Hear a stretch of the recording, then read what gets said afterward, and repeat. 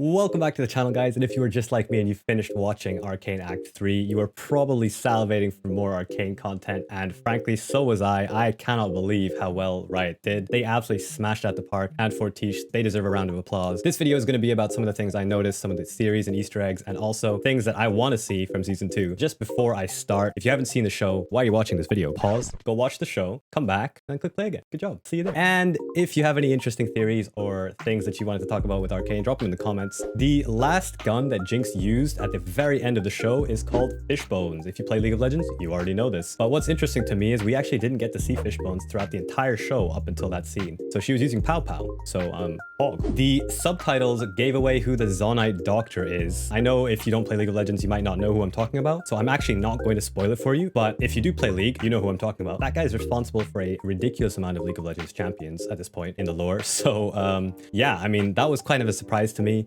Because frankly, I didn't put 2 and 2 together until about Act 2, but it was interesting just to, you know, kind of see it happen, see how he got to the point he got to. During Vi's fight with Savita, there is actually a passive shield or kind of like a bubble that appears around her. And that, in my opinion, was an ode to Vi's passive shield. That was her shield that actually procs when you CC someone on Vi in the game League. Frankly, I think they've done this with a lot of characters. They showed their abilities in really interesting ways in the real world, especially when Jace brings out his hammer. That was fantastic, seeing the shock blasts, you know, him powering up his hammer and everything. So there's a really good job by Riot. They just gave these champions so much life. The Echo reveal, I absolutely loved. If you haven't played League and you don't know who Echo is, Echo's actually got a lot of content. He's a pretty popular champ, so check him out. In my opinion, one of my favorite scenes from Act 3 was the Echo versus Jinx fight. It was great. They kind of showcased Echo's ultimate. So if you don't know, he has power over time in League. They showcased that in the fight by showing him having flashbacks, and then he was thinking about how the fight would play out, and then he sort of rewinded time and then went for it and charged her down. It was just an amazing scene, and I think it was well animated, well paced, and kind of blew my mind just watching that. If I was asked 10 years ago if I would see Echo versus Jinx in a TV show on Netflix, I'd be like, are you okay?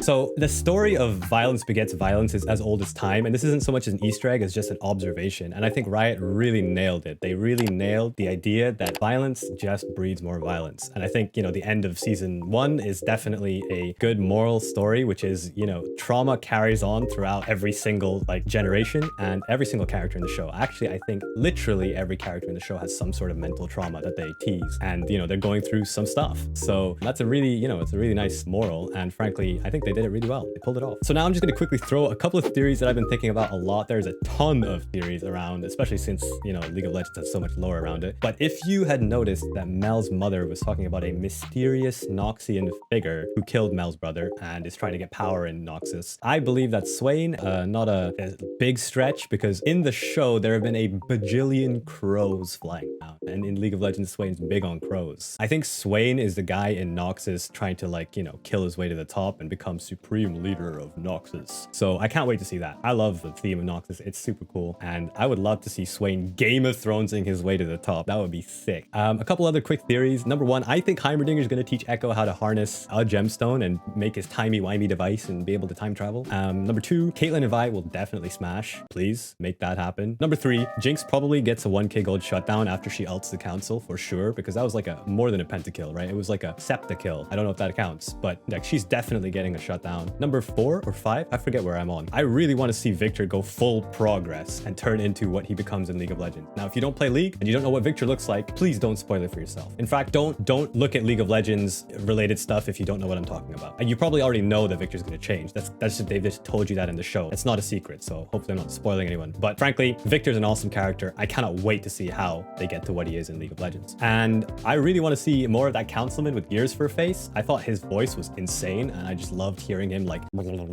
start up before he spoke any words. I think he's probably ash and dust at this point, and he's just, you know, been fed into the Jinx machine, so that's probably not going to happen. And frankly, just to end things off, guys, I just have to say Fortiche absolutely demolished this. They crushed it. I think Fortiche and Riot did an amazing job. If there's one department that I have never ever complained about at Riot, it is their music department. And I made a tweet about this, but Riot's sound department is nutty. So give them all the love and the support they deserve.